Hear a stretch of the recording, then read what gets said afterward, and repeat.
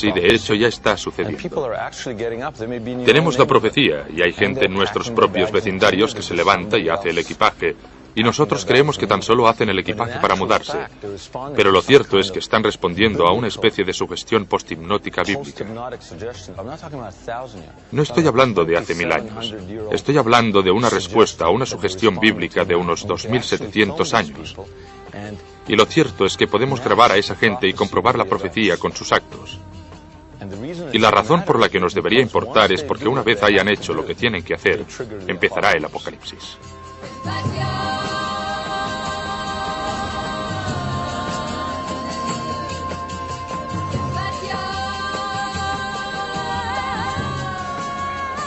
La búsqueda de las tribus perdidas.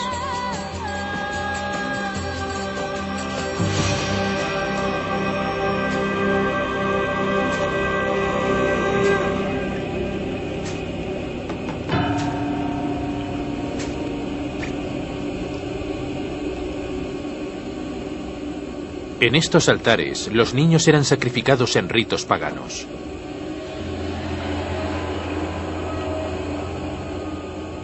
Las escrituras nos cuentan que las tribus de Israel desertarán de la tierra de sus antepasados y adorarán a ídolos en lugares como este. Los profetas decían que por este pecado, las tribus israelitas serían conquistadas y exiliadas hasta el fin de los tiempos, cuando serían reencontradas y redimidas.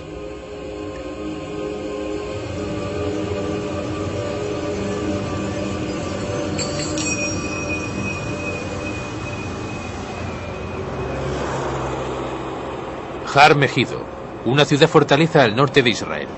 En el mundo es conocido como Magedón, un sinónimo de la palabra Apocalipsis. Algo que no sucederá hasta que las tribus de Israel, una vez moradoras de este lugar, regresen.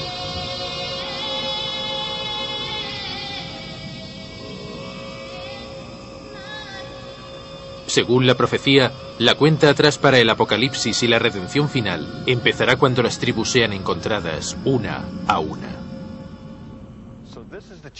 Así que es este el reto al que nos enfrentamos. ¿Cómo vamos a encontrar a millones de personas que nadie conoce? Cuando yo diga encontrémoslas, no me refiero a encontrar a gente que no haya tenido ningún contacto con los occidentales.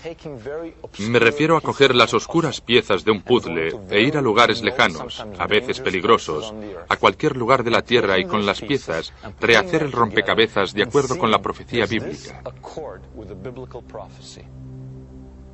He hecho un viaje y os invito a hacer ese viaje conmigo.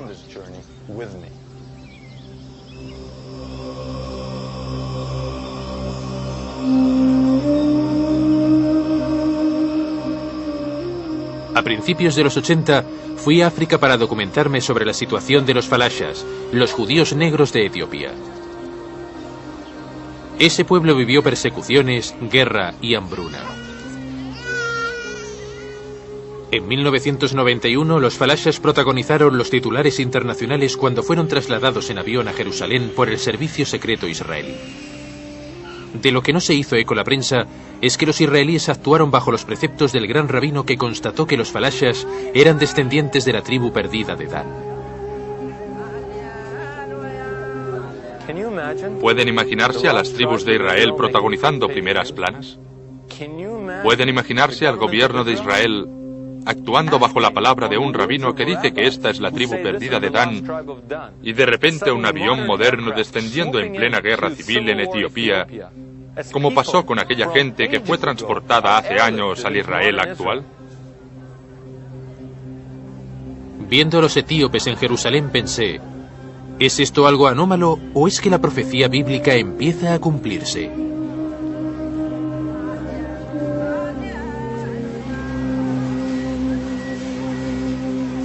Siete años después del traslado de los falashas, en una planta empaquetadora de tomates cerca de la frontera de Gaza, coincidí con un grupo que la mayoría de israelitas consideran trabajadores tailandeses. Gente procedente del país de las colinas de la frontera indio-burmesa. Dicen ser descendientes de la tribu perdida de Manasés, y como mínimo hay aquí un rabino que les cree.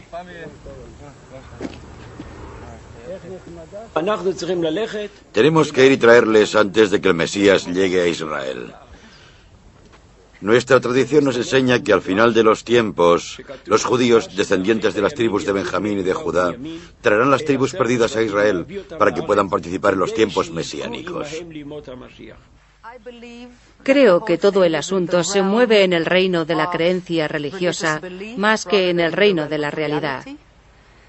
Hay una imperiosa necesidad de encontrar a las tribus por razones religiosas, teológicas, tanto cristianas como judías, y ambas religiones se mueven activamente para encontrarlas, cada una a su manera, y todos los intentos por encontrarlas creo que no tienen ningún fundamento histórico, aunque así lo parezca. Es la creencia la que mantiene vivas a las 10 tribus perdidas y no sus propios integrantes.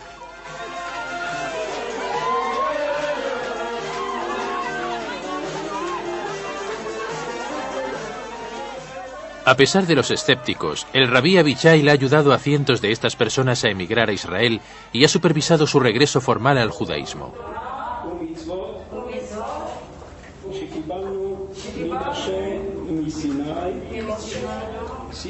¿Puede que el rabí tenga razón? ¿La clave del futuro de esta gente se encuentra sumergida en su pasado?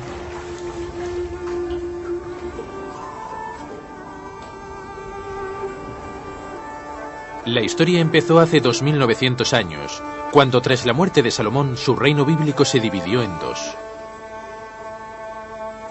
Al sur, Judea, tierra de 3 de las tribus, incluyendo la de Judá que dio su nombre a la moderna palabra judío. Al norte, Israel, tierra de aquellos que más tarde serían conocidos como las tribus perdidas de Israel.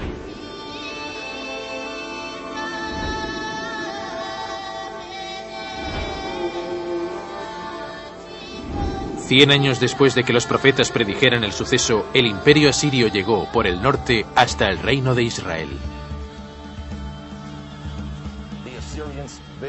Los asirios eran considerados un pueblo duro.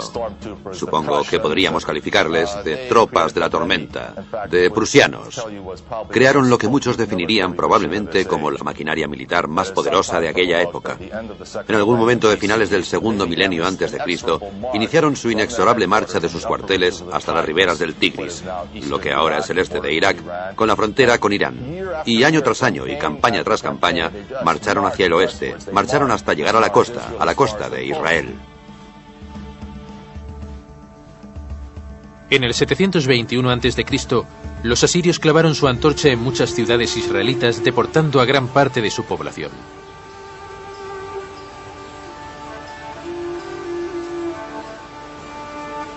La mayoría de estudiantes creen que las tribus se perdieron porque en el exilio no pudieron conservar su identidad siendo asimilados. Estamos hablando de hace 2700 años. Hay documentos históricos, informes históricos datados del siglo V a.C. que se han encontrado en algunas excavaciones que recogen nombres israelíes en Asiria. Lo que nos dice que quizás en aquella época estuvieron allí o al menos pasaron por allí. Después de todo, no hay nada, no disponemos de documentación. Si lo miramos históricamente, todo tipo de gente fue exiliada y se perdió, y creo que las 10 tribus de Israel también se perdieron. Pero, ¿qué pasa si no se perdieron y han preservado el recuerdo de sus antiguos orígenes? ¿Qué pasa si son millones los que esperan a protagonizar su profetizado regreso?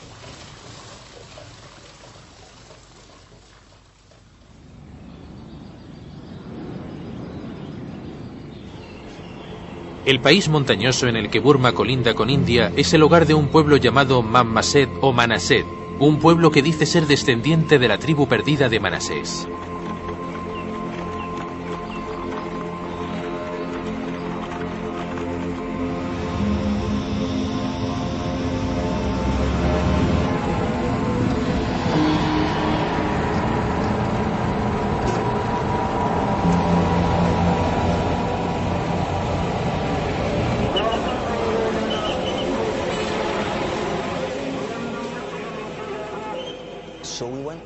Así que fuimos allí, y lo que encontramos fue una zona de guerra.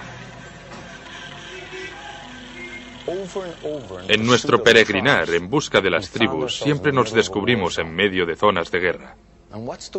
¿Y de qué va la guerra? Va sobre el territorio y la etnología. Y esa gente que se llaman a sí mismos Manasé luchan contra un pueblo llamado Naga. Y los Naga dicen, sus enemigos dicen, no pertenecéis a este lugar. Vosotros y nosotros sabemos que no sois de aquí. ¿Habían pensado alguna vez que en la frontera entre India y Burma hay un conflicto tribal y que ser israelita forma parte de ese enfrentamiento?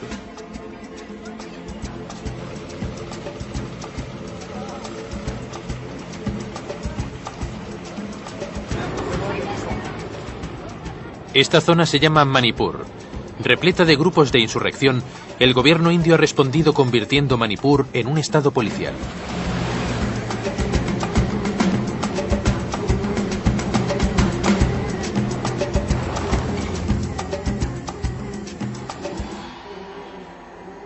El tanatorio local recibe a diario los cadáveres de las víctimas de la violencia naga.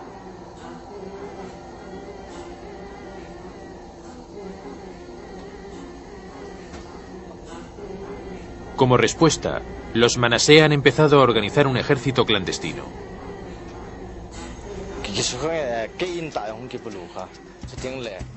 Mi pueblo fue atacado, mi casa fue quemada y mi tío asesinado. Destruyeron mi pueblo. Los israelitas son buenos guerrilleros. Nosotros somos buenos guerrilleros, por eso no tenemos miedo. No tenemos miedo de luchar. Sentimos que somos guerreros.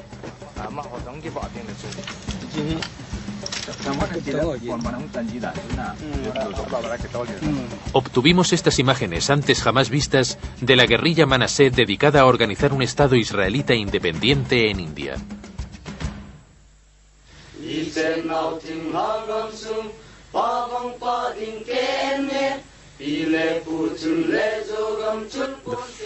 La bandera de Zelengam, que es la bandera del futuro Estado soberano, tiene la estrella de David en el medio.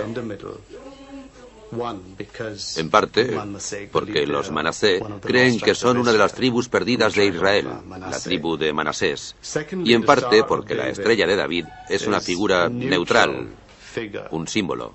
Todos los clanes la considerarían aceptable.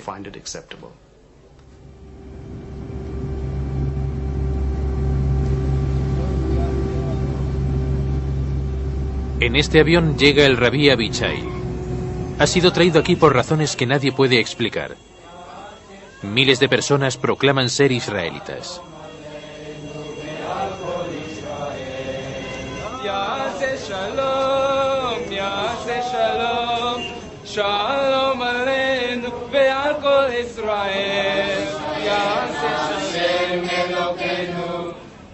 El rabino lleva más de 35 años buscando las tribus perdidas. Cree firmemente que los Manasé son, sin duda, descendientes de la tribu de Manasés, que fue enviada al exilio hace 2700 años.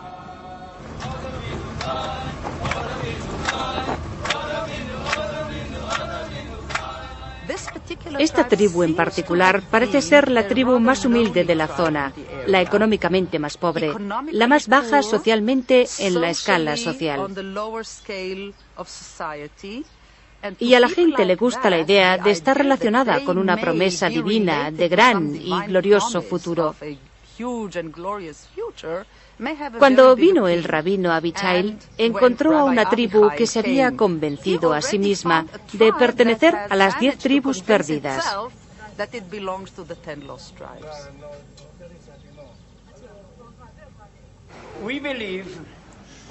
Creemos que ser judío no es algo físico.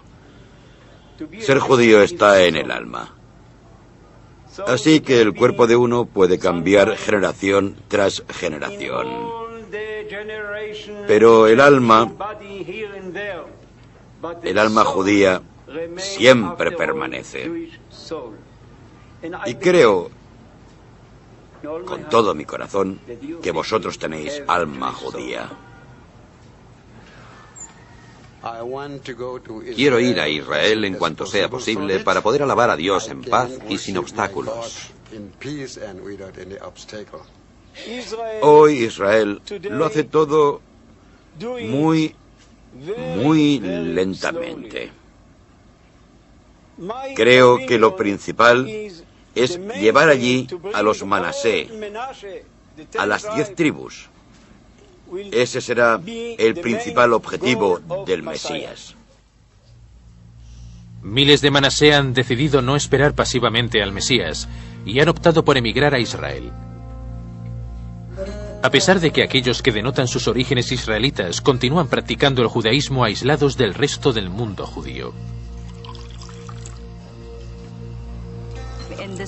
En este pequeño lugar llamado Manipur, en un rincón de la India, seguimos vivos y somos judíos, y nos gustaría volver al sitio al que pertenecemos.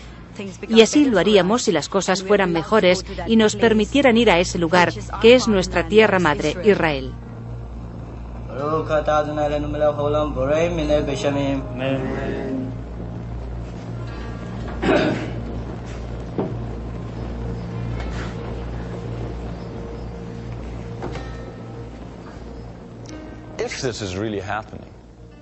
Si esto está sucediendo realmente, debería estar sucediendo en todas partes porque la profecía es clara. No se trata de una poca gente aquí y allí.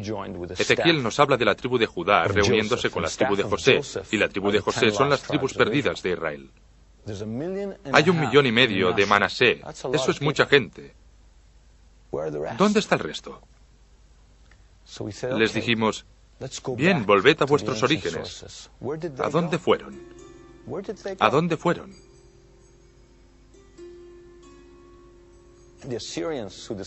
Los asirios, los que destruyeron el reino de Israel y llevaron a la gente al exilio, tenían la afición de esculpir relieves en las paredes.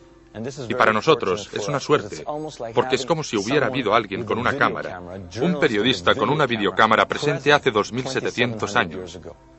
Después de destruir a los israelitas, volvieron a casa y construyeron palacios, y en sus grandes paredes esculpieron relieves recreando aquella destrucción.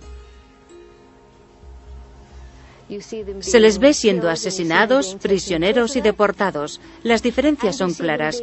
Obviamente, ser asesinado es una cosa. Se les ve cómo les desollan vivos. Otros son tomados como prisioneros, solo hombres, y les vemos siendo deportados en unidades familiares. Así que tenemos muchas evidencias.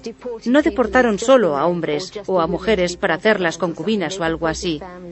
Deportaron a las familias, les mantuvieron unidos.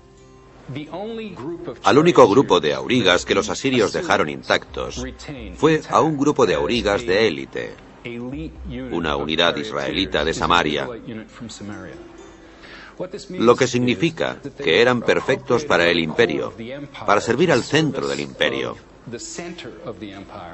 Los aurigas israelitas no fueron exiliados. El hecho que se mantuvieran unidos en unidades militares y familiares nos hace pensar que quizá sobrevivieran a las deportaciones. Es una hermosa forma de hacerlo, es una hermosa forma. No puedo decir que sea imposible. No puedo decir que sea imposible. Yo diría que es muy optimista. La gente fue echada a ninguna parte.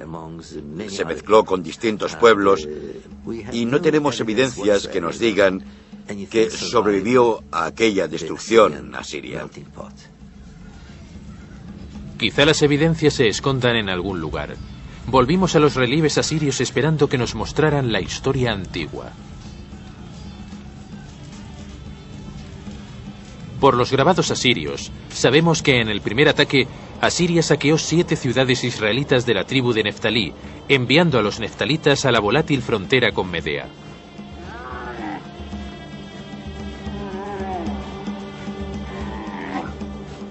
Mientras los asirios perdían territorio frente a los medas, los israelitas se encontraron bajo la ley meda en un imperio que se extendía desde el moderno Irán hasta Asia Central. Todos los israelitas que vivían en Irán fueron más tarde absorbidos por el judaísmo. Era absurdo buscar aquí.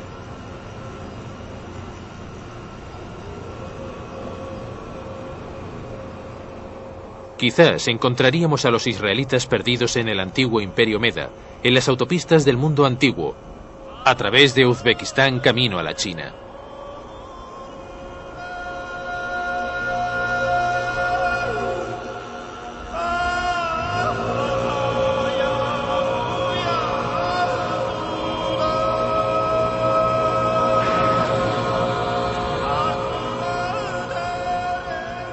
Escogimos la ruta a Uzbekistán, hogar de ciudades legendarias como Bukhara y Samarcanda. Llegamos a una región olvidada, que una vez fue un trofeo de Alejandro Magno y del señor de la guerra mongol, Genghis Khan.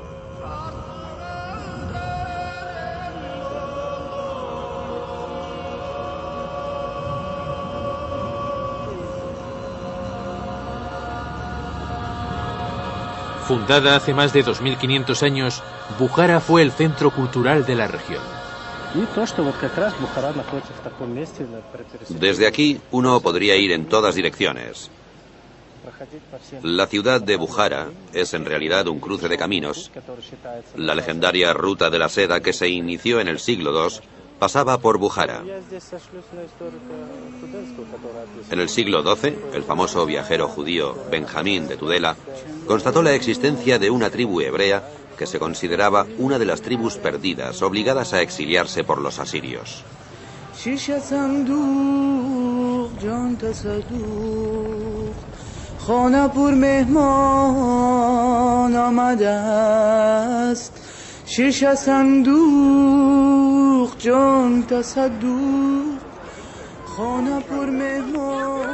En el siglo XIX, el misionero y explorador británico Joseph Wolfe anunció que los israelitas perdidos vivían en la ciudad de Bukhara.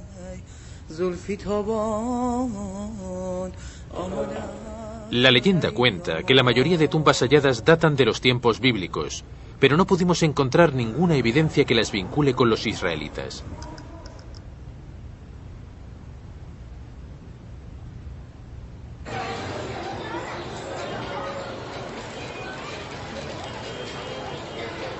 No muy lejos de estas tumbas hay una comunidad judía de origen incierto. El primer dato que la relaciona con las tribus perdidas es el nombre, Issacharov, común en esta zona y no en cualquier otro lugar. Issacar es una de las tribus perdidas y mucha gente de aquí, incluido su rabino, citan a Issacar como su antepasado.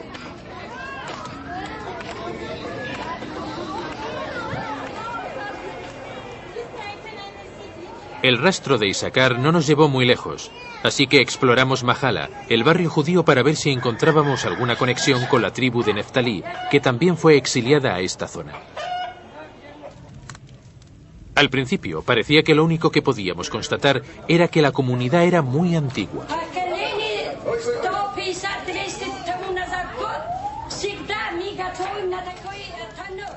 Durante muchos cientos de años hemos preparado matza en este horno. Es una costumbre muy vieja. Son costumbres antiguas, tienen miles de años. Cuando Dios nos dio Jerusalén estábamos preparando matza manualmente, como ahora.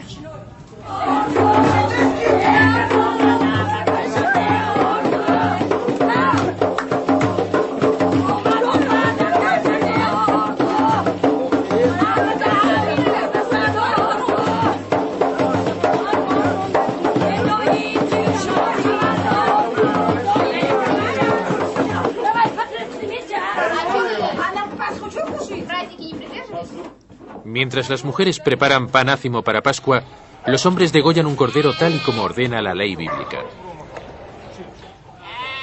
La tradición del cordero de Pascua es tan antigua como la Biblia. Se degolla un cordero de un solo corte con un cuchillo muy afilado.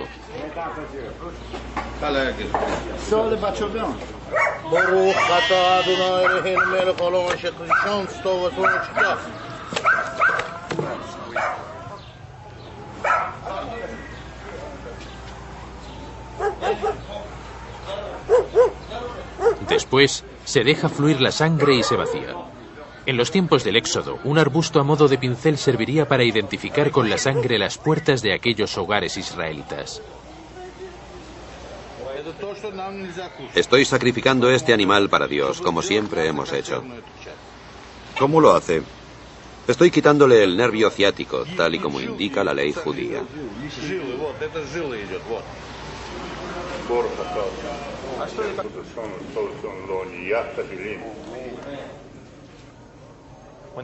Cuando se les descubrió por primera vez, no decían ser judíos, decían ser israelitas.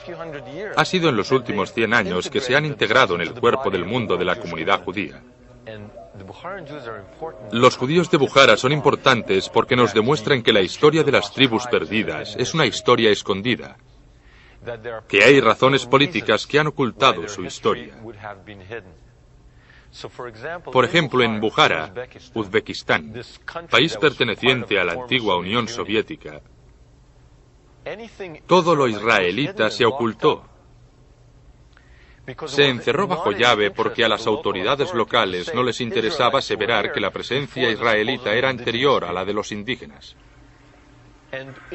En Bukhara, disfrutamos de un guía que dirigía el Museo de Bukhara y que se movía entre el deseo de descubrir la verdad y cuidar de sí mismo en un clima político que seguía ocultando todo lo israelí.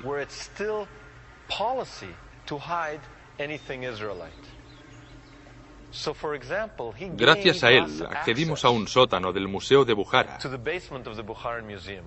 En el piso superior se muestra toda la historia oficial y en el sótano, bajo llave, encontramos todo lo referente al mundo de Israel.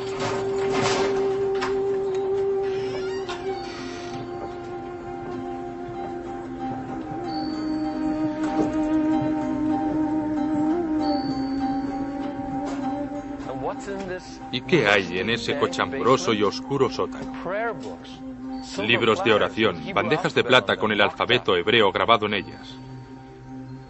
Allí oculto, rollos de la Torá, rollos de la Biblia. Todo oculto como si se tratara de un secreto de Estado. Cualquier cosa con letras hebreas, cualquier cosa que tenga un significado histórico de la presencia israelita está oculto allí.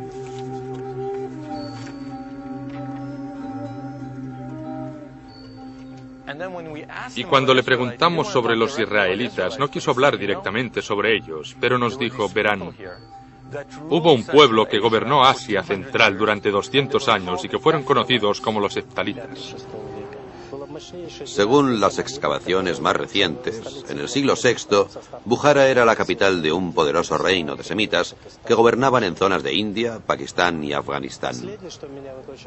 Bien, en el siglo XIX, un escritor ruso, Shubinsky, aseveró que en esta región fue donde se asentaron los israelitas.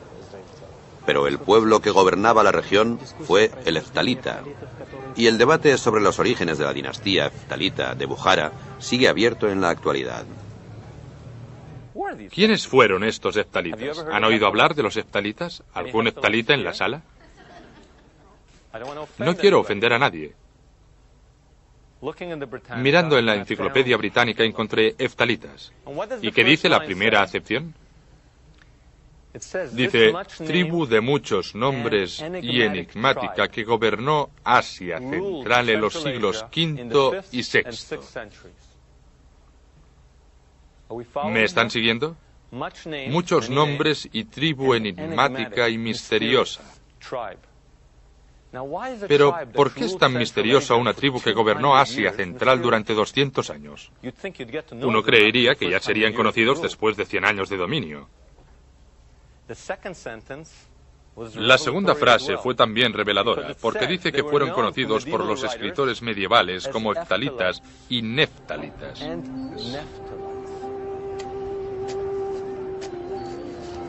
Nos parecía que los neftalitas debían ser la tribu perdida de Neftalí, pero queríamos más evidencias arqueológicas.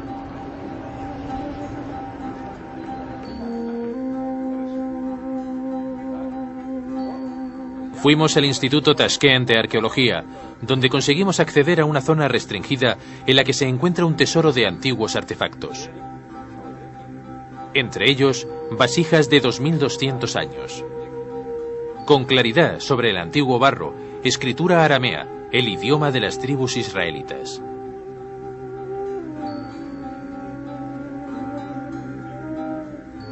Allí conocimos a la profesora Usmanova, una arqueóloga semi-retirada. ¿Y qué tenía? Algo envuelto en una toallita para el té. En una toallita para el té. Un viejo objeto ritual religioso de 1700 años con escritura hebrea, con un nombre israelí, con cuernos de carnero. Un objeto religioso de origen israelí procedente de la misma zona a la que las tribus israelitas emigraron supuestamente 1000 años antes de su desaparición.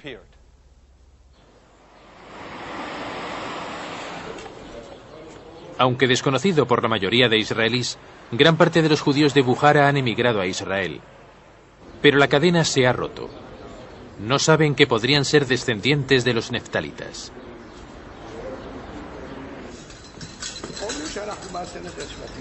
Dicen que somos descendientes de las tribus perdidas, pero no sabemos de cuál. Lo único que sabemos es que somos judíos. Eso es lo importante. Espero que con la ayuda de Dios llegue la redención y con ella la reunión de las tribus. Será entonces cuando sepamos a qué tribu pertenecemos. Hasta entonces nos identificamos con la tribu de Judá.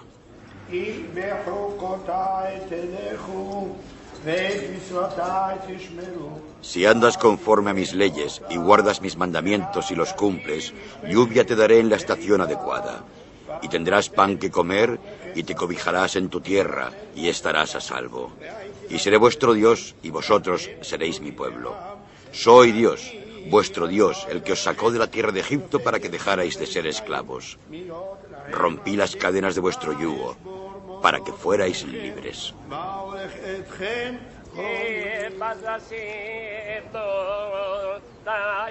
De vuelta a Buhara, parece que los neftalitas, una vez tribu de reyes, ha sido reducida a una pequeña comunidad de varios miles que no emigraron tras la caída de la Unión Soviética.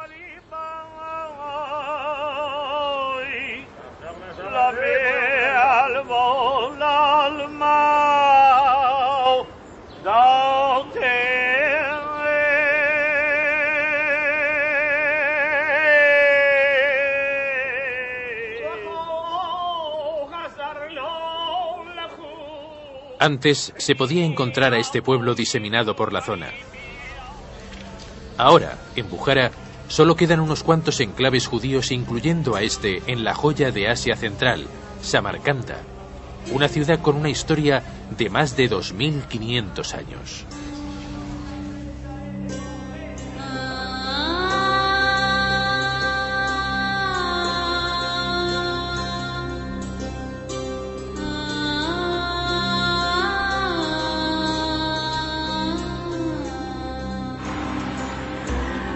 La palabra Khan en el dialecto local significa ciudad. Samarcanda se traduce como la ciudad de los samaritanos.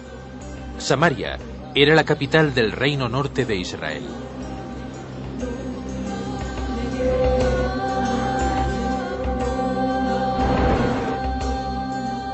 Seguimos la ruta de la seda en dirección a China.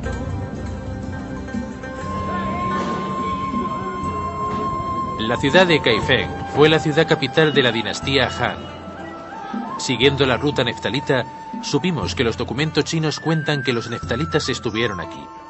Los chinos les conocían como judíos o Yuda. Hoy es prácticamente imposible identificar a un judío en Kaifeng, pero encontramos a un oficial del gobierno deseoso de hablar. Había una comunidad judía, pero ahora ya no hay ninguna. Ya no queda ninguna comunidad judía. Solo unas cuantas familias. Esto es la sinagoga, el sitio donde estaba la antigua sinagoga. ¿Podría anotarnos el nombre de las dos familias? Solo de oídas. Entiendo. Pero seguramente les rechazarán.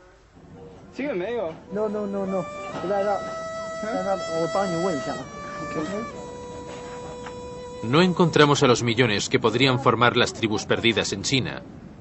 Pero, ¿pudieron los últimos judíos de Kaifeng ayudarnos en nuestra investigación?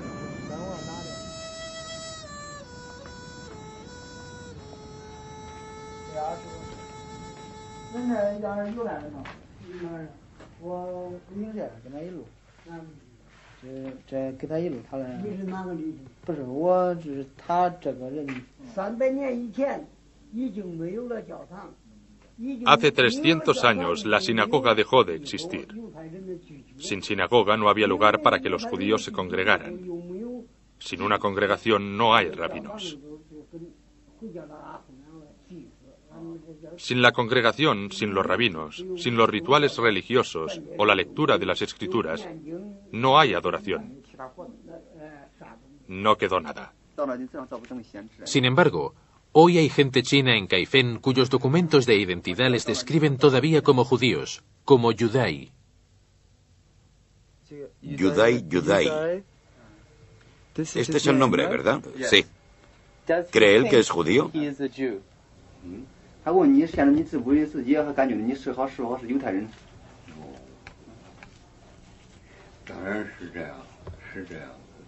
Sí.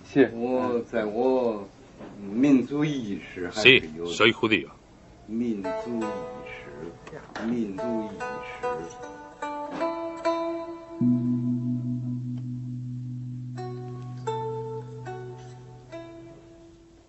Entre los recuerdos de los últimos judíos de Kaifeng pensamos, ¿es posible que los Manasé de India y Burma sean los descendientes de un desconocido éxodo por Asia Central y China?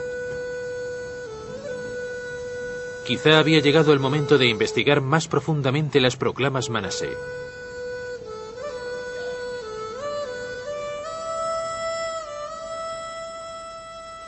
Desde tiempos inmemoriales miramos hacia Israel y sentimos simpatía por los israelitas. Nadie nos ha dicho que sintamos así. Cuando hay un terremoto, el más anciano de la casa sale y grita: nosotros, los niños de Manasé, estamos vivos. Y lo grita 3 o 4 veces con una voz potente. Después entra en la casa. Luego dice: no os preocupéis.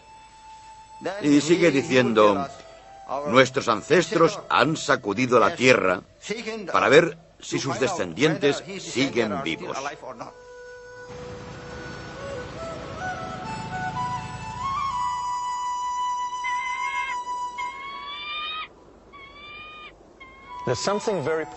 Hay algo muy poético en la posibilidad que los Manasé del norte de India sean los descendientes de un desconocido y olvidado éxodo a través de China, pasando por Burma y acabando en India.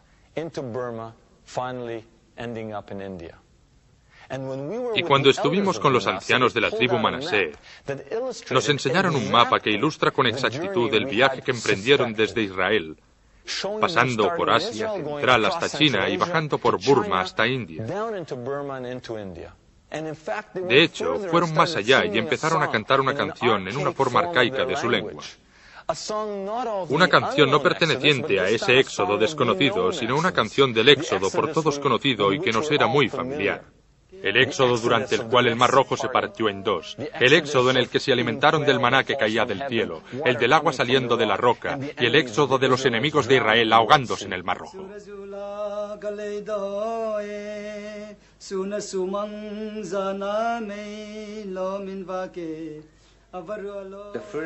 El primer verso nos cuenta la partición del Mar Rojo. Después, el segundo verso dice: pasamos andando a través del mar. Después, las aguas volvieron a juntarse y los enemigos se ahogaron en el mar.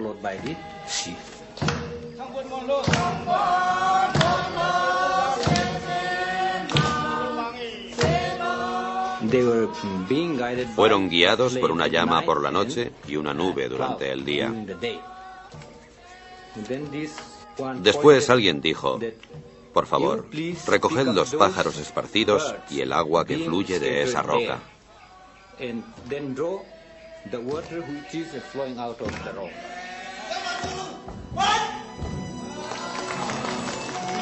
Aunque su historia demuestra que sus ancestros pasaron por China, los Manasé insisten en que no son chinos y que han preservado unas costumbres con raíces bíblicas.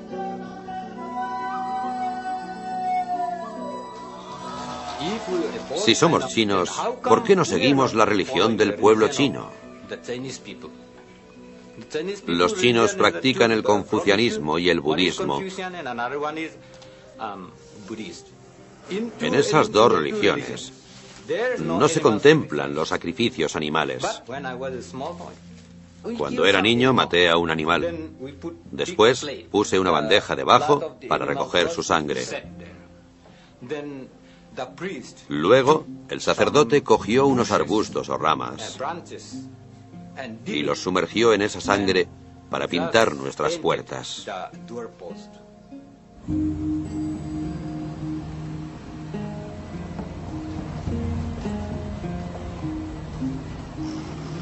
En 1894, los misioneros protestantes llegaron a estas colinas.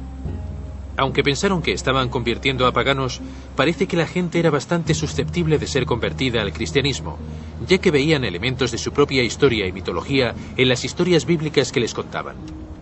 Los manasé siempre han creído que estaban alejados de una tierra en la que se preservaban prácticas bíblicas y se adoraba a un solo Dios.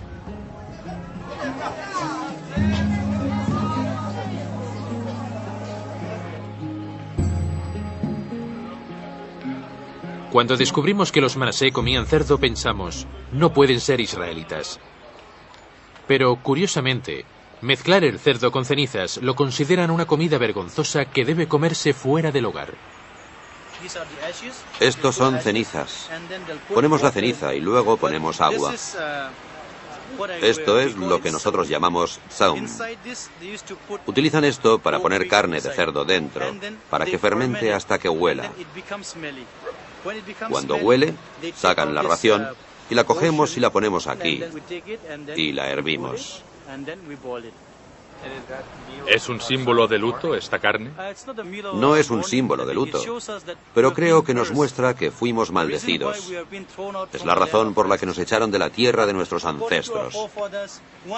Pero según nuestros antepasados, una vez cueces esta carne, este cerdo, significa que has mancillado algo. Si la gente nos pregunta, ¿cuánto tiempo hace que coméis esto?, decimos que es una maldición de generación a generación y que todavía seguimos padeciéndola. Estamos esperando a que Shiloh venga y nos libere de todas estas cosas.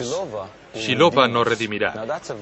Bien, es una construcción extraña porque Jehová es el Dios de Israel y Shiloh, en hebreo, fue el lugar sagrado de las tribus del norte, de las tribus perdidas.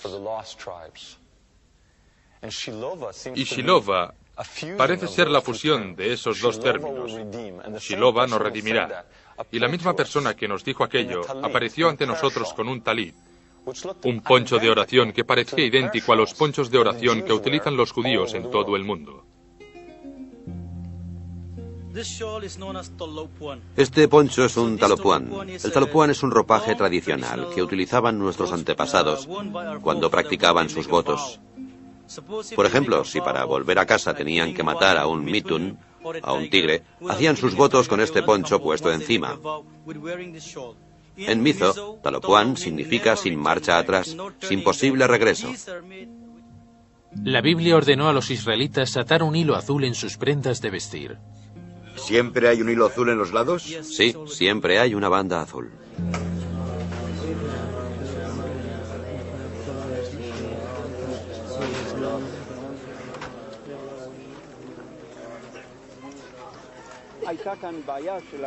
Este pueblo tuvo un problema porque el mundo judío no se relacionaba con ellos.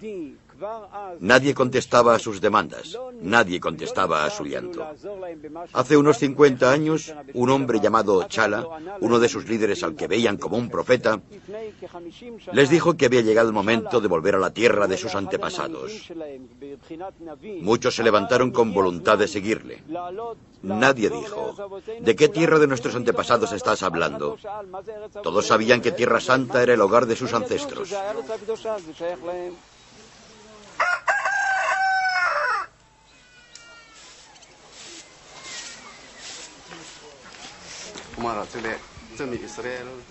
La gente consideraba a mi padre un profeta, y en un sentido lo era. A él le fue revelado que somos israelitas, pero no fue un profeta como Jeremías, Ezequiel o José. No fue un profeta en ese sentido, sino en el sentido que hizo que nos diéramos cuenta de quiénes somos. Tuvo una revelación. Dios no quería que siguiéramos perdidos para siempre.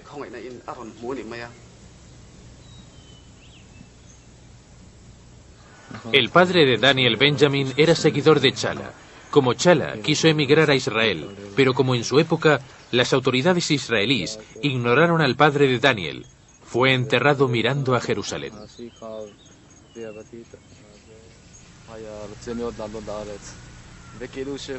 Mi padre quería con toda el alma emigrar a Israel. De hecho, fue uno de los primeros en volver al judaísmo, a empezar a practicar el judaísmo en esta parte de India. Fue el líder de nuestra comunidad. También me enseñó mucho sobre Israel, sobre el sionismo y sobre el judaísmo.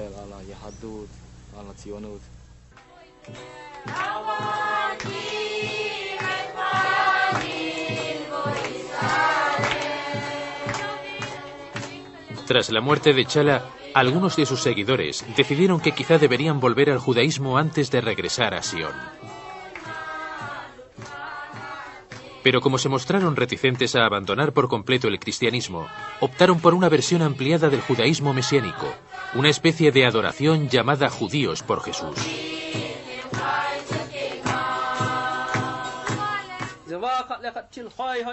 Pero para algunos Manasé, la llamada de sus ancestros era demasiado fuerte para ignorarla.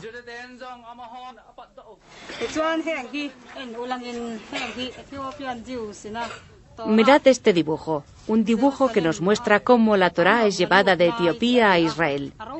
¿Veis cuán grande es? Los judíos etíopes eran como nosotros, sentían gran respeto por la alianza y estudiaron la Torá con gran dedicación. Amaban la Torá. Aquí entran en Jerusalén llevando la Torá consigo. Con gran gozo, igual que nosotros, entran en Jerusalén.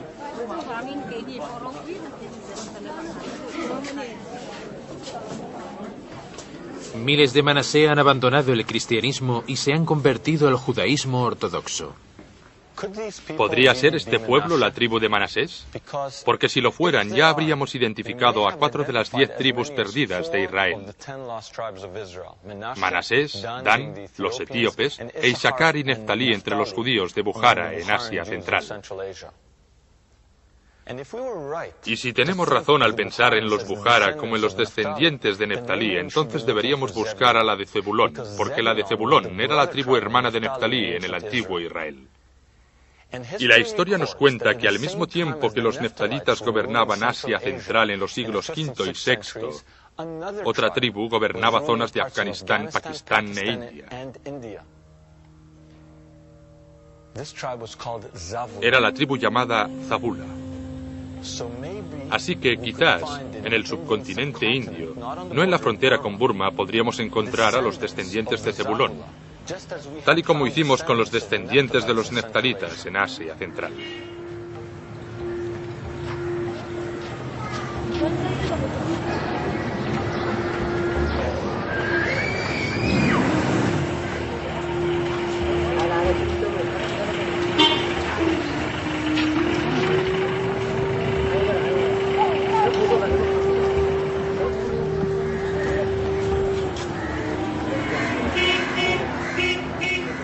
En el transcurso de nuestra búsqueda, nos cruzamos repetidas veces con un pequeño grupo conocido en India, que podrían no ser fácilmente vinculados con otros judíos. Así que iniciamos viaje a Bombay en busca de Zebulón.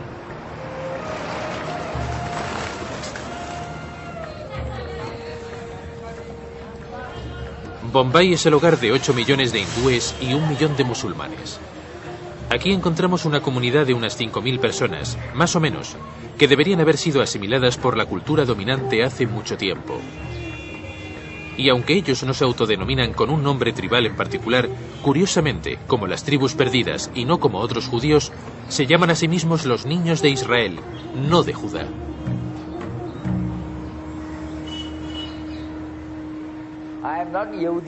No soy judío, soy hijo de Israel. Los Yehudi son aquellos judíos que emigraron a India desde Bagdad. Mi familia es israelita.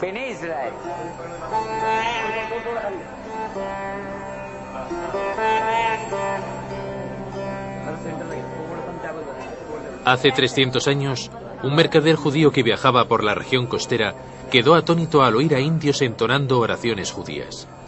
Fascinado, se detuvo para averiguar cómo habían aprendido esas oraciones, y el asombro fue aún mayor cuando le dijeron que eran israelitas que vivían en India desde tiempos antiguos.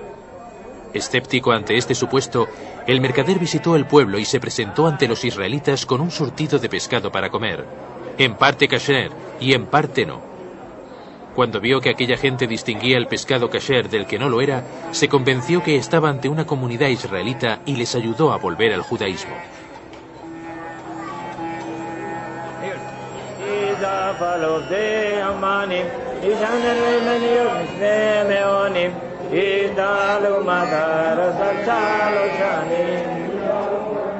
Única en la comunidad Bené Israel es la ceremonia Melida, una especie de ofrenda de arroz, flores y frutas.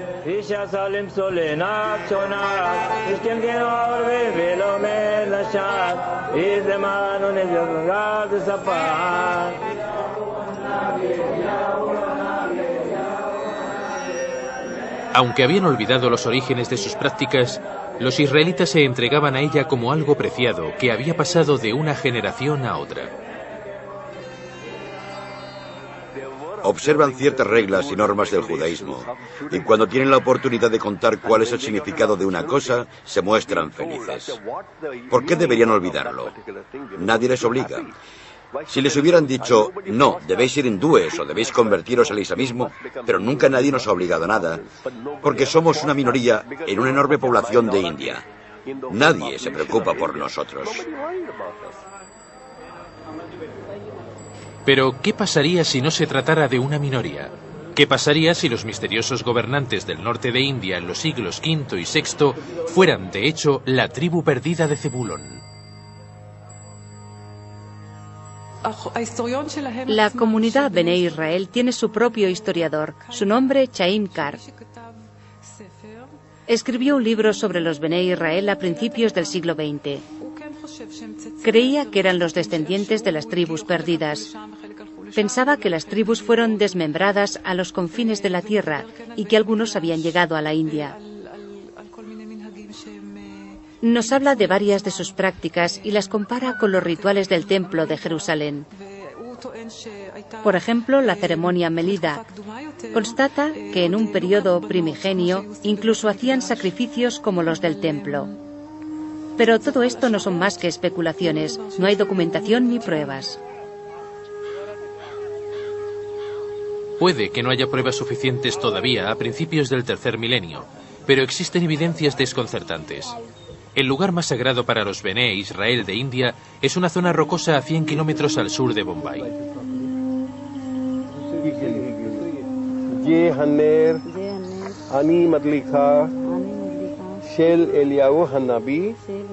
Aquí fue donde descubrimos que la figura más reverenciada para los Bené Israel no es el rey David, ni Abraham, ni siquiera Moisés, es el profeta Elías. Los judíos de la India creen que el profeta Elías subió a los cielos desde este lugar. La marca de su carro puede verse en esta roca en la que estamos. Los cascos se pueden ver ahí abajo y dicen que su carro partió de aquí y en la cima de aquellas montañas de allí pueden verse más huellas de los cascos de sus caballos.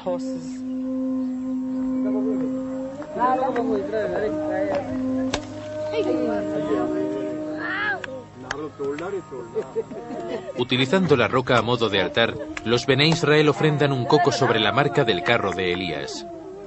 La veneración a Elías es sugerente, porque Elías era el profeta de las tribus de Israel, que luego se desperdigaron.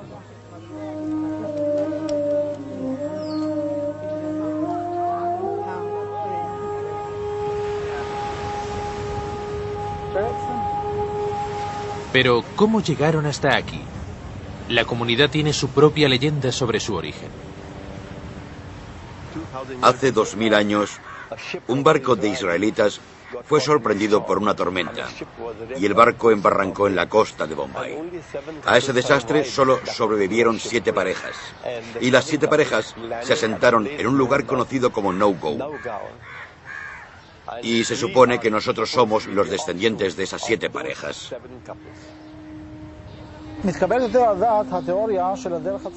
Tiene más sentido que esos israelitas no vinieran directamente desde Israel, sino del norte, de la zona de la ruta de la seda.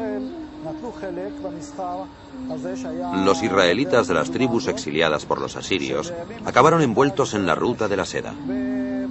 Emigraron por un brancal de la antigua ruta que acabó siendo conocida como la ruta de la seda.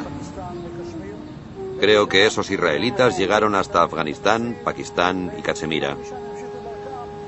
Desde allí llegaron al lugar en el que el Golfo Pérsico se encuentra con el Océano Índico y después, por supuesto, debieron seguir camino bordeando la costa india.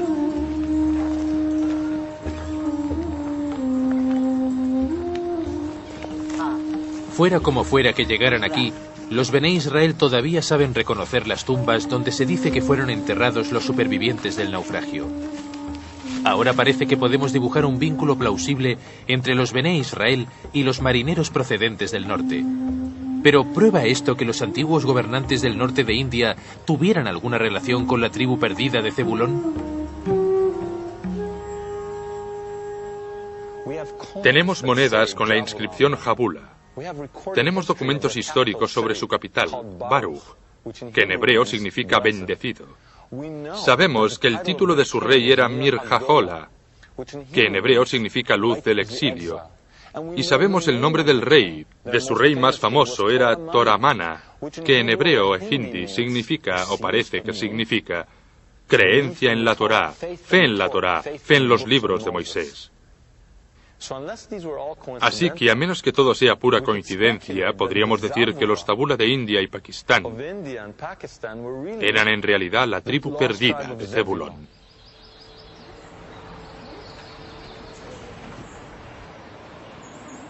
Como si respondieran a una antigua llamada, muchos Bené Israel de Bombay han regresado a su ancestral hogar, Israel. Penetran en la cueva de Elías y continúan demostrando reverencia ante el profeta bíblico. La cueva de Elías está en el viejo territorio de Zebulón.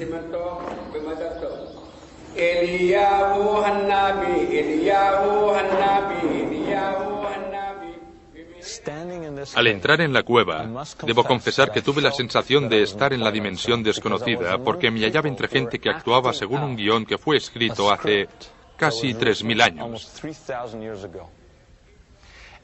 Parecían tener una fijación con el profeta que advirtió a las tribus de su exilio y que les prometió redención al final de los tiempos.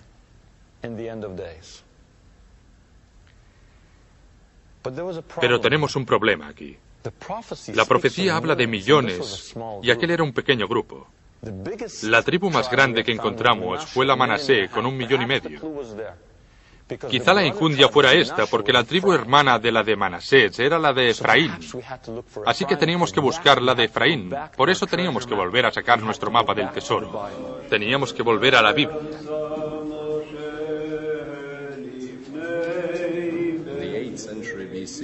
En el siglo VIII a.C., la historia bíblica de los hechos es discutible en cuanto a los razonamientos, los porqués y cómo de lo sucedido. Pero sobre lo que pasó, la historia bíblica es totalmente fiable. Es totalmente paralela a lo descubierto en las excavaciones arqueológicas.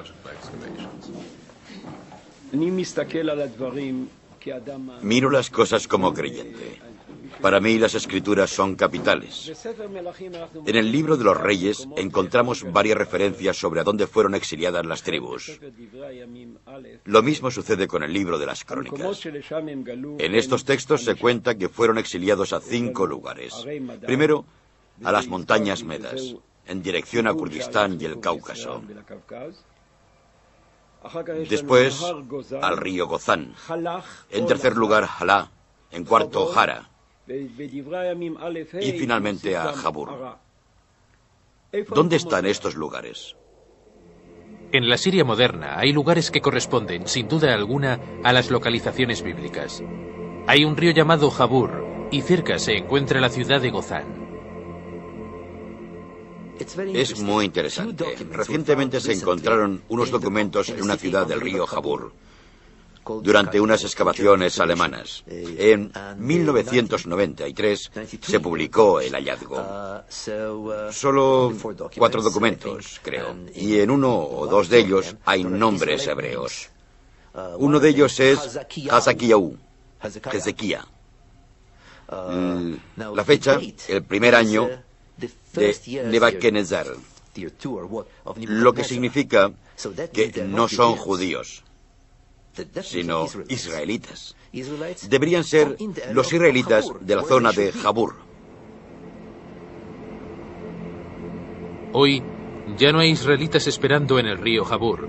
Pero, ¿qué pasaría si se hubieran trasladado al este llevándose consigo el nombre de esos lugares?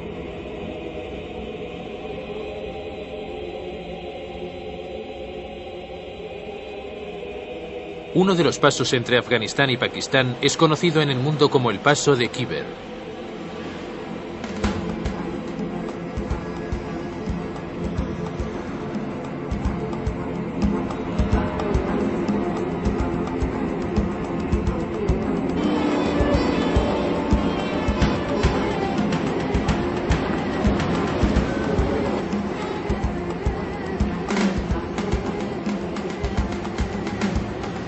El paso de Khyber es uno de los lugares más licenciosos y peligrosos de la Tierra. Es el corazón de la frontera norte-sur de Pakistán, el salvaje oeste del este. Lo primero que uno percibe es que el gobierno pakistaní no tiene ninguna autoridad aquí. La única forma de obtener un salvoconducto es viajar con una escolta armada perteneciente al pueblo dominante de la zona, los Pathans. Han vigilado el paso de Khyber durante más de 200 años, enfrentándose a Genghis Khan, al ejército británico y no hace mucho a los soviéticos. En hebreo es conocido como el paso Jabur, el mismo nombre bíblico. Y cerca del paso de Khyber, en Pakistán, hay una ciudad llamada Peshawar. Peshawar significa lo mismo, paso Jabur. Así que pensamos, ¿Khyber podría ser Jabur en la Biblia? Si lo es, entonces cerca debería haber un río llamado Goza. Y justo allí, un afluente del río Kabul, es el río Ghazni.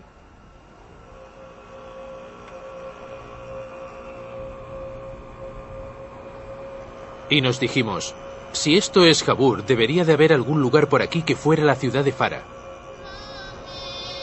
Y a 300 kilómetros en Afganistán hay una ciudad llamada Flarat.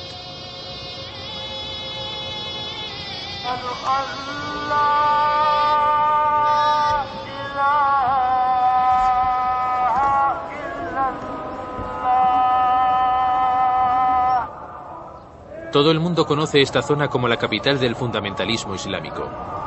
Hay 15 millones de Pathans y ni un solo judío entre ellos.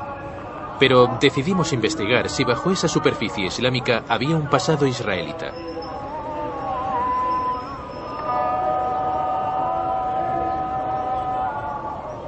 La primera pista fue el hecho que los Pathans proclaman descender de Afgán, hijo del rey Saúl de Israel.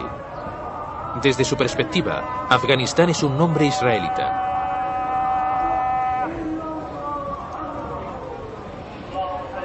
Cuando adoran, parecen musulmanes. Cuando estudian el Corán, sin embargo, mueven el cuerpo a la manera judía.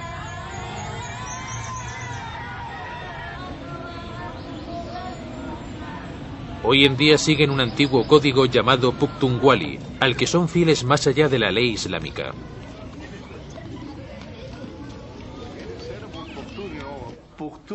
Pukhtunkhwali es en realidad una religión en sí misma, ¿no?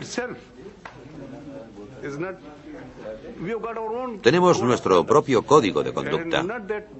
Y no es que no creamos en el Corán, sino que no hacemos todo lo que el Corán nos dice.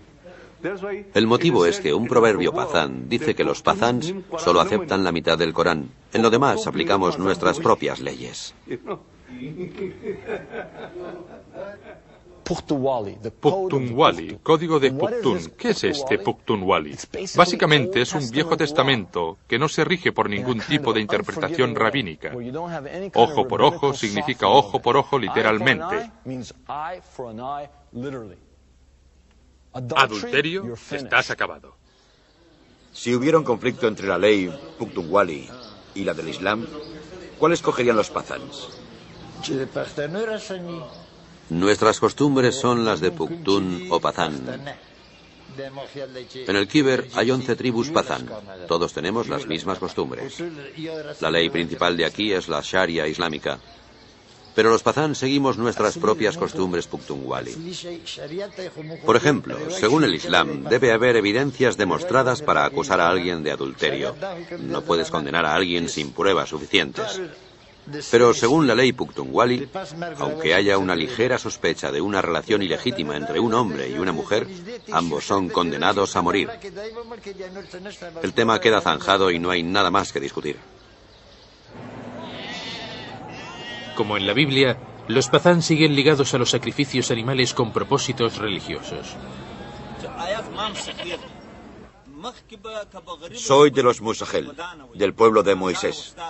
Sacrificamos ovejas. Por ejemplo, en una boda, nuestros ancianos sacrificaban 4 corderos. Hoy, si las cosas van bien, un hombre puede sacrificar 10 corderos. Hacemos sacrificios para agradar a Dios y a la gente también.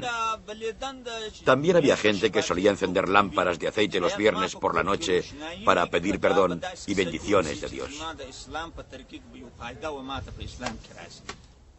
Estamos en un país supuestamente dominado por los musulmanes, pero no por unos musulmanes cualquiera, sino por fundamentalistas musulmanes. Y de nuevo nos encontramos con gente que dice, somos Musahel, pertenecemos al pueblo de Moisés.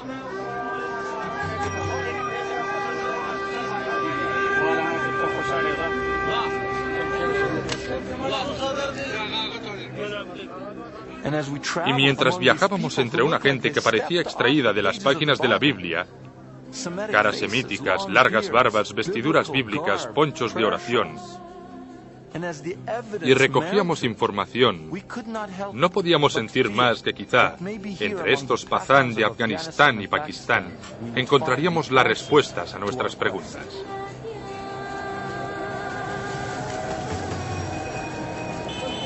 Nos quedamos atónitos al descubrir que los Pazán siguen las leyes bíblicas que se creía habían desaparecido hace miles de años. Como en la Biblia, aquellos acusados de matar a un hombre pueden escapar a las ciudades de refugio designadas. En nuestros viejos libros se menciona que si matas a alguien intencionadamente, puedes escapar a los lugares designados como refugio. Nuestros libros dicen que Moisés ordenó a Josué establecer ciudades de refugio y decirle al pueblo que debería honrarlas. Hoy, la gente actual cree que no es más que una forma de proteger a un criminal, pero la gente de estas zonas de refugio lo ven como algo sagrado. Proteger a un fugitivo es un acto sagrado de los ancianos. Le tratan como a un invitado.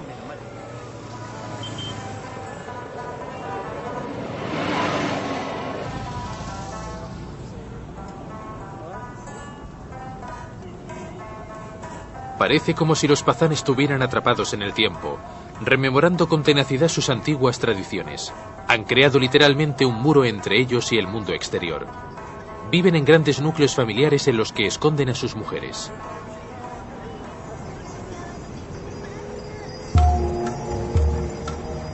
Como en la Biblia, las mujeres Pazán se rigen por un código de modestia del que es difícil emerger.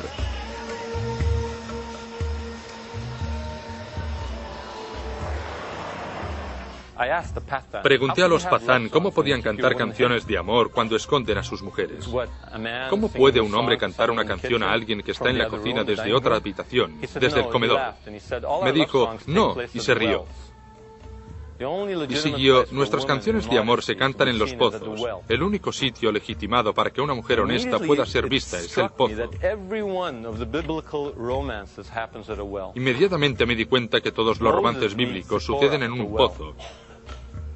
Moisés conoce a Débora en el pozo, ¿no? Jacobo conoce a Raquel y a Lea en el pozo. Rebeca es conocida por Isaac en un pozo.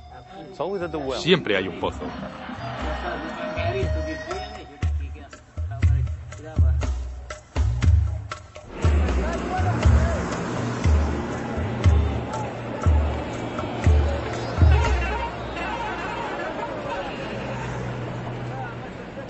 Acudir a un mercado Pazán es retroceder en el tiempo. Desafiando todas las probabilidades, los Pazán viven todavía en grupos tribales con nombres israelitas. Rabani es similar a la tribu de Rubén, Lebani a la tribu de Leví, y Shinwari a la tribu de Simón. Una tribu pazán de pocos miembros, conocida como Gadún, podría ser la tribu perdida de Gad.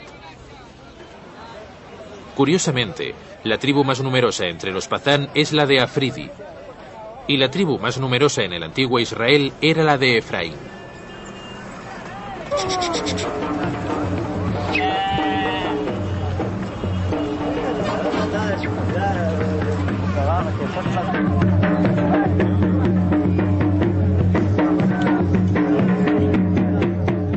Existe incluso una subtribu llamada Guaziri, conocida por la extensión de su cabello. En los tiempos bíblicos, los naziri, como Sansón, tampoco se cortaban el cabello.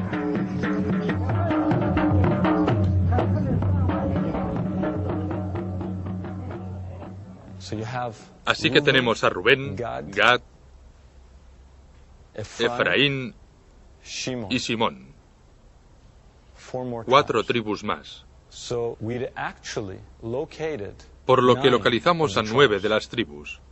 O dejadme que lo exponga de otra forma. Creemos haber localizado a 9 de las tribus.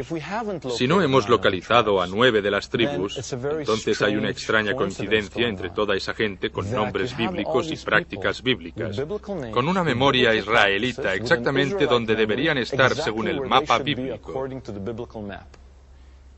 Si alguien tiene alguna otra explicación, estaría abierto a ella, aunque no podría entenderla. Hay gente que vive entre los pazán que proclama ser descendiente de los asirios y que todavía conserva una tradición oral sobre la conquista de Israel.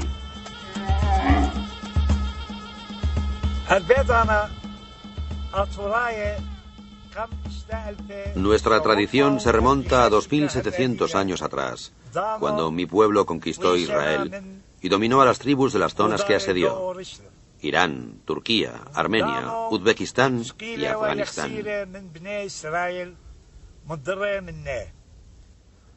Los israelitas fueron enviados a todos esos lugares. Nos servían como esclavos. Actuaban como tutores de los niños asirios. Fueron también alistados al ejército para ayudar a Asiria en la guerra.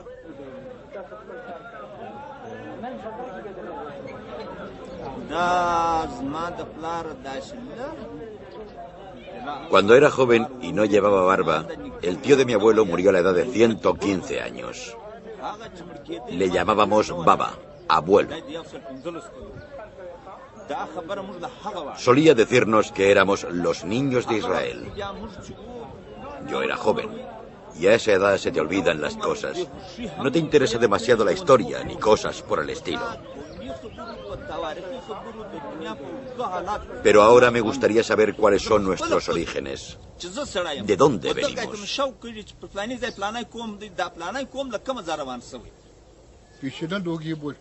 Nuestros abuelos siempre nos decían que pertenecíamos a Bené Israel, a los niños de Israel.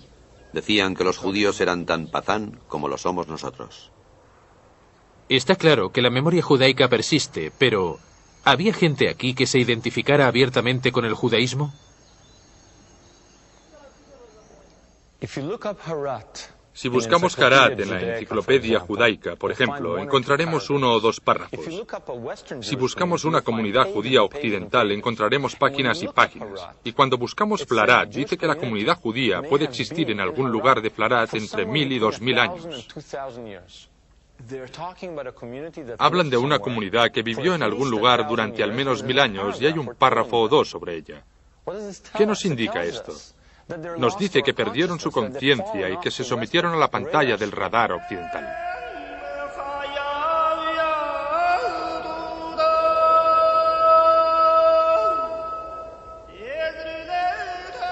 En Flarat descubrimos este cementerio con estrellas de David e inscripciones hebreas.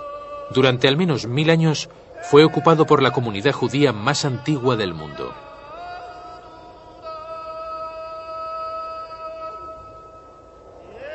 Los judíos de Flarat ya no existen.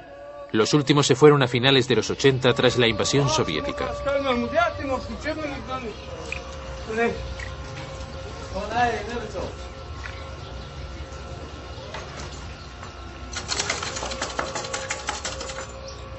Ahora el país está inmerso en una guerra civil, pero uno de los Pazán accede a conducirnos hasta una de las viejas sinagogas.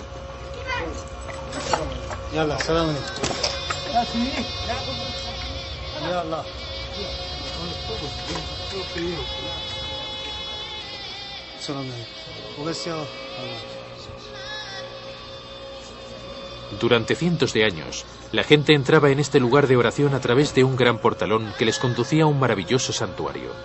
Hoy, entramos a través de un agujero perpetrado por las bombas de la artillería soviética.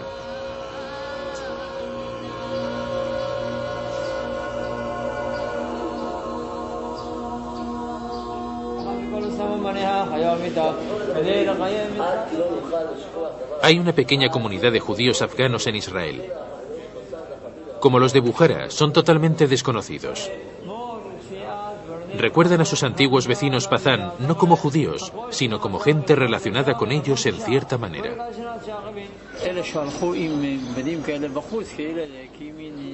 Llevaban puestos ponchos para la oración y prendas de vestir similares a las nuestras. En realidad no sabían lo que eran y solían sorprenderse cuando nos veían con ropajes parecidos. Nos preguntaban, ¿sois judíos? ¿Cómo podéis ser judíos? Les sorprendía. Les recuerdo llegando desde las zonas fronterizas, desde las montañas, desde Pakistán, desde lugares como Jalalabad. Y recuerdo que había gente que decía que seguían encendiendo velas el sábado para ponerlas debajo de los cestos, pero que no sabían por qué lo hacían. Tenían todas esas tradiciones, pero no sabían cuáles eran sus orígenes.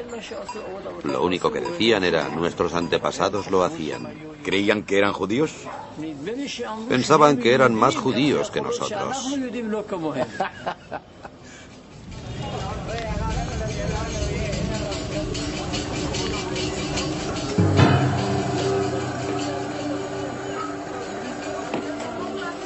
Los profetas dicen que un número igual de israelitas y judíos recibirán al Mesías. Curiosamente, el número de Pazans y judíos en el mundo es prácticamente idéntico.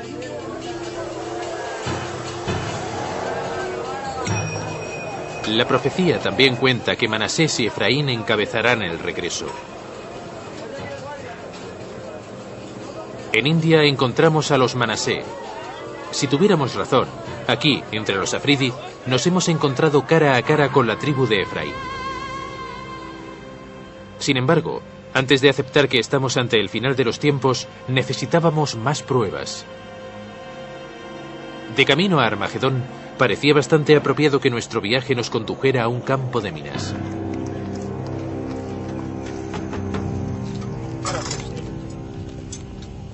Necesitábamos evidencias más palpables de que los Pazán eran de las tribus perdidas, así que nos dirigimos a la ciudad afgana de Kandahar, donde en los 50 fue descubierta una piedra con antiguas inscripciones. Durante la invasión soviética, esta piedra fue enterrada bajo escombros y rodeada de minas. Los puntos rojos indican las minas sin detonar que hay en el camino.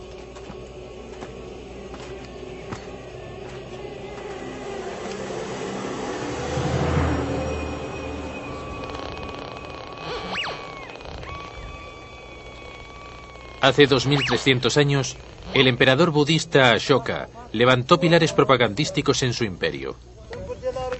Hasta el descubrimiento de Kandahar, siempre se creyó que estas piedras estaban escritas en sánscrito.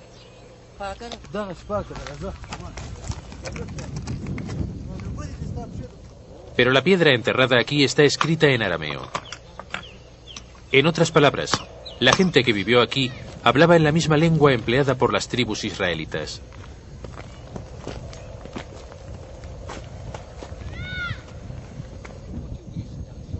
Llegamos hasta aquí con un anciano de la zona con la esperanza de fotografiarla, pero en la situación en la que se encuentra fue imposible. Está aquí abajo. La piedra es muy grande y tiene escrituras antiguas por todas partes. Una superficie dura como esta, pero nadie puede llegar hasta ella. Este es, sin duda, el lugar. No se puede seguir con esto.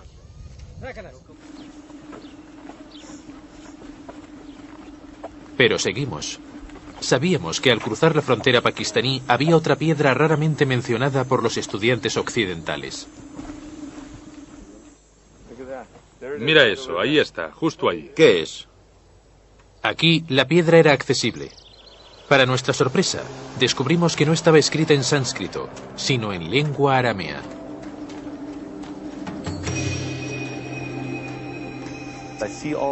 Veo todas las letras, Aleph y Ein, y estoy frente a una postal de las tribus perdidas de 2300 años.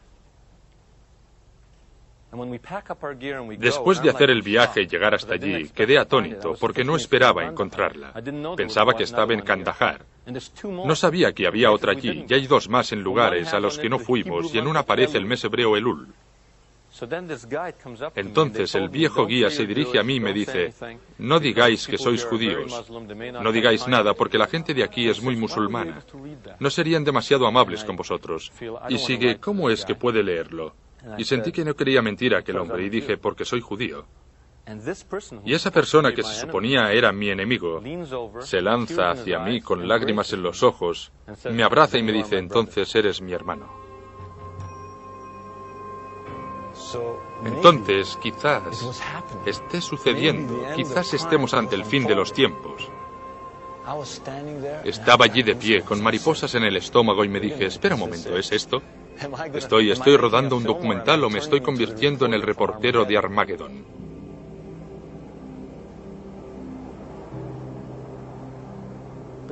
Entonces algo me sacudió.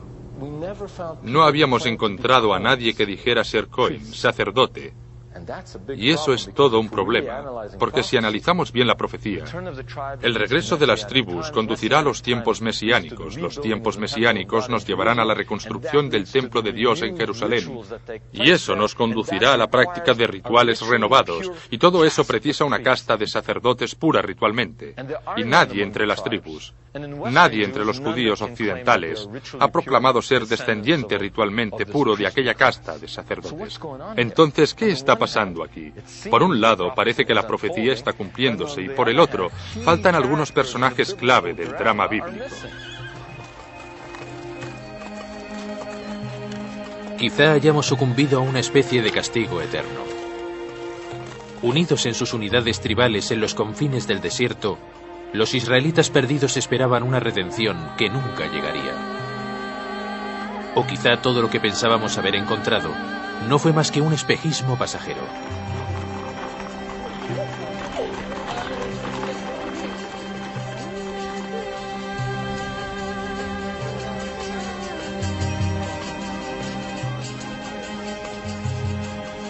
Había una pista que no habíamos seguido, una tribu cuyos descendientes no habíamos encontrado, la tribu de Aser. Ya que los sacerdotes Cohen no vivían entre las otras tribus, quizás si localizábamos la de Aser, encontraríamos la clave para resolver el enigma Cohen. ¿Es posible que haya un lugar en que los Cohen puros aguarden hasta el regreso del gran cuerno? ¿Hasta que las tribus hayan vuelto a casa? ¿Hasta que las trompetas celestiales tañen, esperando a cumplir con sus deberes sacerdotales?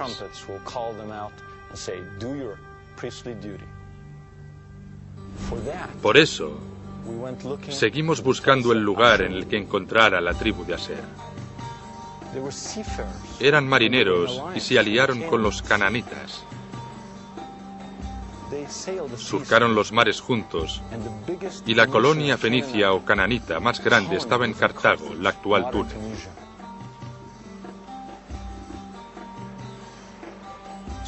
Entonces fuimos a un lugar en el que no habíamos estado para buscar la única tribu con la que todavía no habíamos tropezado. Justo a unos kilómetros al sur de la costa de Túnez hay una isla, y en esa isla hay una comunidad que reside allí desde tiempos bíblicos.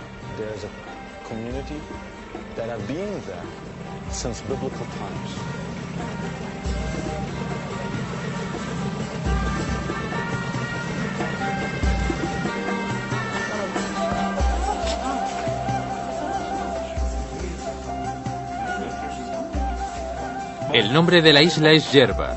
Es el hogar de una comunidad judía a la que los tunecinos tienen en gran consideración por sus plateros.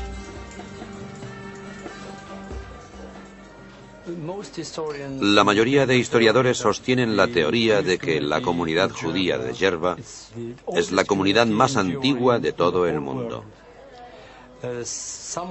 Algunos de ellos dicen que la comunidad judía se estableció aquí antes de la construcción del primer templo. Lo que ahora sabemos es que la comunidad se dividió en dos barrios, uno para los judíos españoles que llegaron aquí en el siglo XVI y otro no para los asertitas, sino para los Cohens y nadie más.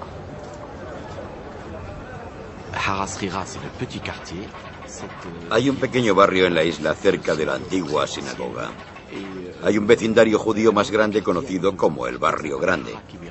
El Barrio Grande está principalmente ocupado por los judíos que llegaron tras ser expulsados de España. También lo habitan judíos procedentes de etnias distintas. Por otro lado, el barrio más pequeño está constituido esencialmente por sacerdotes Cohen que llegaron aquí en tiempos bíblicos tras la destrucción del primer templo de Jerusalén.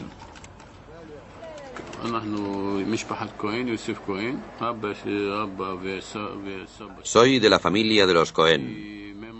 Según contaba mi padre y el padre de mi padre, nuestra tradición dice que llegamos aquí procedentes de un barrio sacerdotal.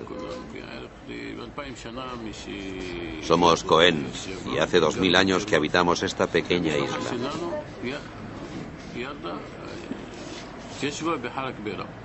La historia cuenta que esta comunidad fue fundada en tiempos bíblicos por los sacerdotes del templo que se enfrentaron a la jerarquía religiosa en Jerusalén. Aquí encontraron un lugar donde refugiarse levantando la sinagoga de Griba, que los locales todavía consideran uno de los lugares más sagrados del judaísmo.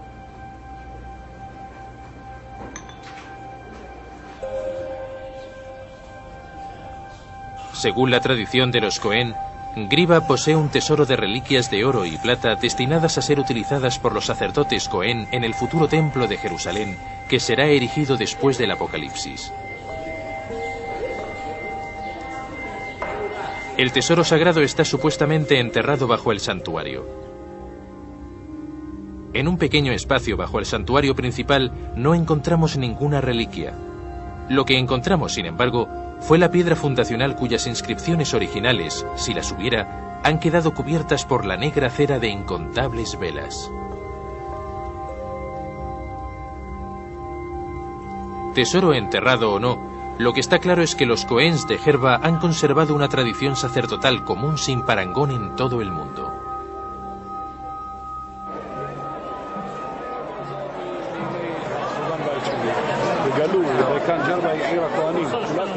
Bera Gerba es la isla de los sacerdotes Cohen. Todos son Cohen. ¿Es usted un Cohen? Sí, y él también.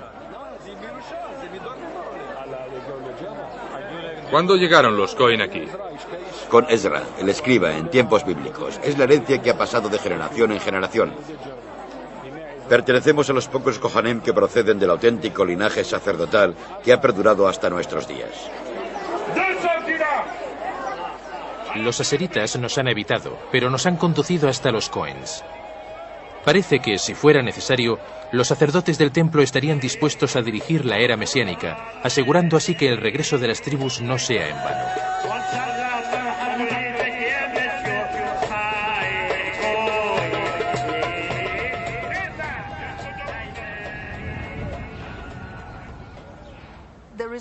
En la Biblia hay una promesa divina que dice que las tribus regresarán, que se volverán a reunir, que prosperarán y crecerán.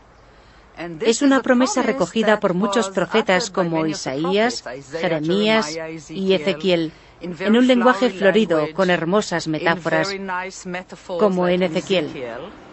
Pero no es más que un suponer. Se hizo una promesa, pero no hay evidencias de que vaya a cumplirse.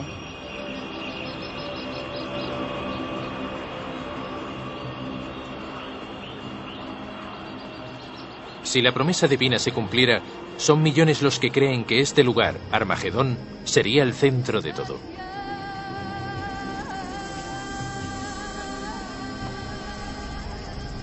Es aquí donde, hace ya mucho tiempo, las tribus israelitas libraron una de sus más fieras batallas contra los asirios. Y la nueva era dará comienzo solo cuando los descendientes de aquellos antiguos guerreros regresen.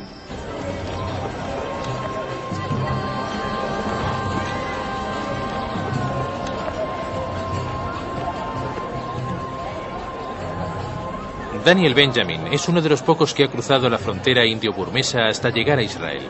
Si pertenece a la tribu perdida de Manasés, será uno de los primeros israelitas que sirva en un ejército judío desde hace casi 3000 años.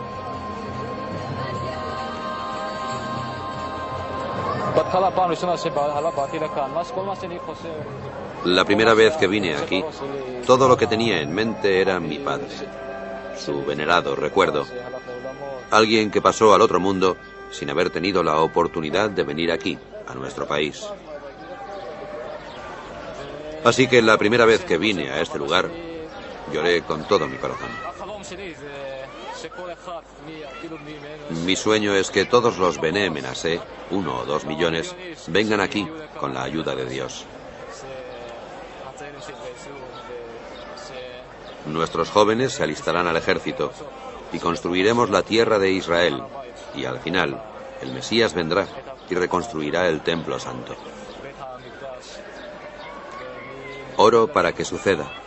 Oro para que el encuentro tenga lugar y el Mesías lo presida.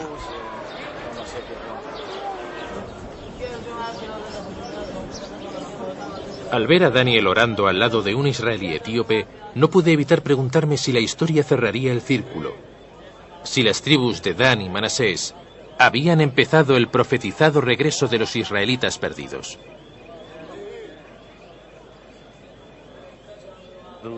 Las tribus perdidas de Israel ya no lo están. Las tribus perdidas de Israel nunca han estado perdidas. Lo que se había perdido era nuestra conciencia. Lo que se había perdido era nuestra sensibilidad en lugares del mundo no occidentales. Nosotros los perdimos. Ellos nunca se habían perdido a sí mismos.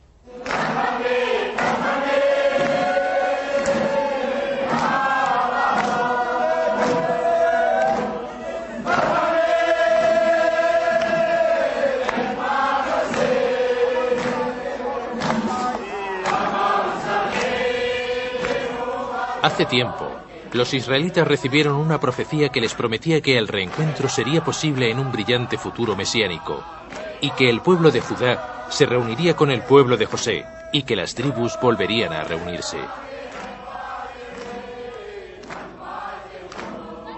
Ahora esta gente cree que su largo exilio de casi 3000 años ha terminado, y que su redención está cerca. Junto a su rabí celebran no el principio del fin, sino el principio de un nuevo principio.